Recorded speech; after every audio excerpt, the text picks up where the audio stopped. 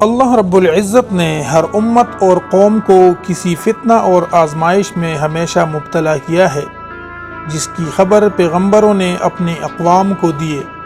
امت محمدیہ کے لیے ایک بڑی آزمائش وحشی اور درندہ صفت قوم کے خروج کے شکل میں لکھ دی گئی ہے، جس کے وقوع پذیر ہونے میں کوئی شک نہیں۔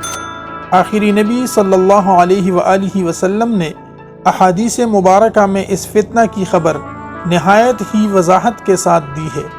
اس وحشی قوم کا نام یاجوج ماجوج ہے۔ یہ وہ قوم ہے جس کی پیشنگوئی نہ صرف نبی کریم صلی اللہ علیہ وسلم نے کی، بلکہ تورات اور انجیل میں بھی اس قوم کا ذکر ملتا ہے، جسے گوگ اینڈ میگوگ بھی کہا گیا ہے۔ دراصل یاجوج و ماجوج حضرت نوح علیہ السلام کے تیسرے بیٹے یافس کی اولاد میں سے ہیں۔ یہ لوگ شمالی مشرقی ایشیا میں زندگی بسر کیا کرتے تھے اور اپنے ارد گرد علاقوں پر ہمیشہ وحشیانہ حملہ کیا کرتے تھے۔ ان کی آبادی چین سے مغرب میں ترکستان تک پھیلی ہوئی تھی۔ روایتوں میں آتا ہے کہ یاجوج و ماجوج بنی آدم میں سے ہیں، اور اگر انہیں پوری دنیا میں چھوڑ دیا جائے تو تباہی مچا دیں گے اور لوگوں کی معیشت تباہ کر ڈالیں گے۔ ان میں سے ہر کوئی آدمی اس وقت تک نہیں مرتا جب تک اپنی 1000 یا اس سے زیادہ اولاد نہ دیکھ لے۔ ان کے چہرے تہ بتہ ڈال کی طرح ہیں۔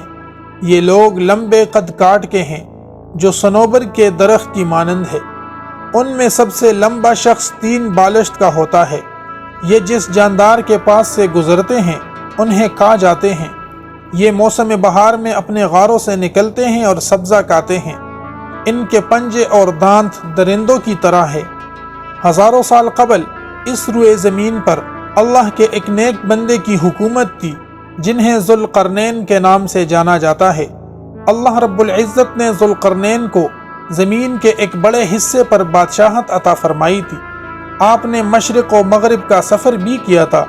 مورخین کے مطابق ذوالقرنین کے نام سے قرآن مجید میں جس شخص کا ذکر آیا ہے، دراصل وہ ایران کا عظیم بادشاہ خوروس تھا، جسے سائرس اعظم بھی کہا جاتا ہے۔ جب حضرت ذوالقرنین نے شمال کا سفر کیا تو آپ کا گزر مشرقی ترکستان اور مغولستان کے علاقوں سے ہوا۔ یہ علاقہ 2 عظیم پہاڑوں کے بیچ آباد تھا، اور پہاڑ کے اس پار یاجوج ماجوج رہا کرتے تھے۔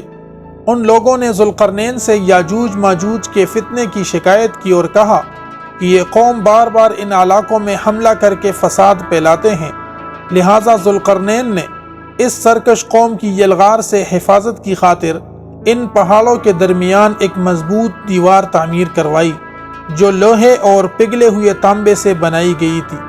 تعمیر مکمل ہونے کے بعد آپ نے اللہ کا شکر ادا کیا اور لوگوں کو آگاہ کیا کہ یہ دیوار وقتی طور پر اس قوم سے حفاظت کرے گی، لیکن ہر چیز فنا ہو کر رہتی ہے، لہٰذا ایک دن یہ دیوار بھی ٹوٹ جائے گی اور یاجوج و ماجوج ان علاقوں سے نکل کر تمام زمین پر پھیل جائیں گے، جیسا کہ اللہ نے قرآن مجید میں ارشاد فرمایا، یہاں تک کہ جب یاجوج و ماجوج کھول دیے جائیں گے اور وہ ہر بلندی سے دوڑتے ہوئے آئیں گے اور سچا وعدہ قریب آ لگے گا۔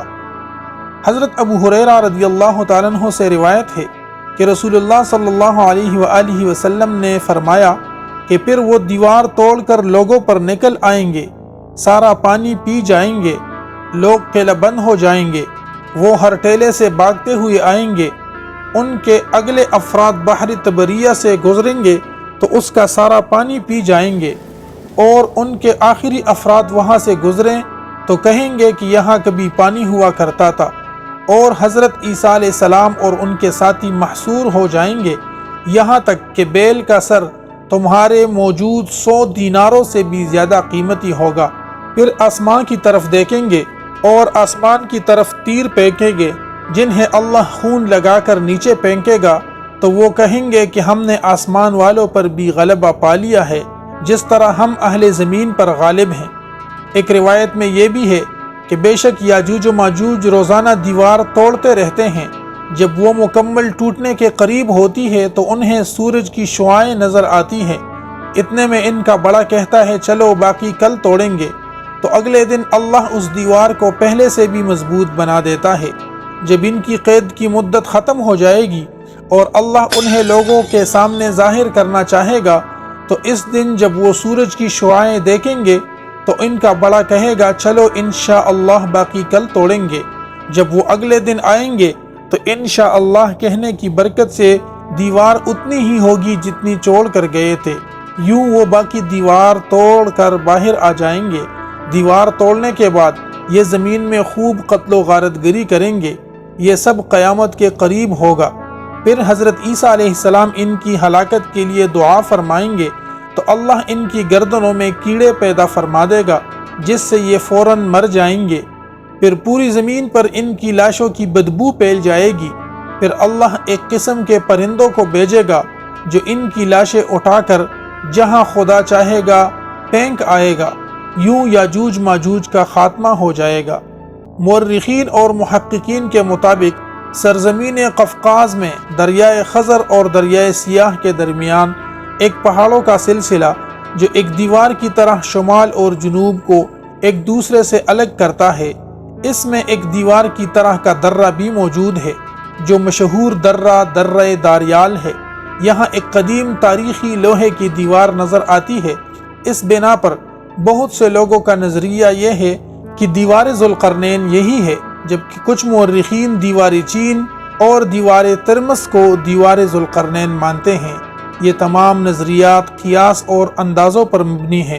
دیوار ذوالقرنین کہاں بنائی گئی ہے اور کہاں واقع ہے، اس کا علم صرف اللہ تبارک و تعالیٰ کو ہی ہے، اور وقت مقرر پر اس دیوار کو یاجوج و ماجوج توڑ کر نکل جائیں گے۔